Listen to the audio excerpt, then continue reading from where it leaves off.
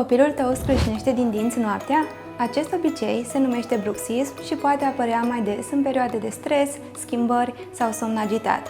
Chiar dacă uneori pare un gest trecător, în timp poate afecta dinții și poate provoca disconfort la nivelul maxilarului. De aceea, este important să fie verificat de medicul stomatolog-pediatru, mai ales dacă se repetă frecvent.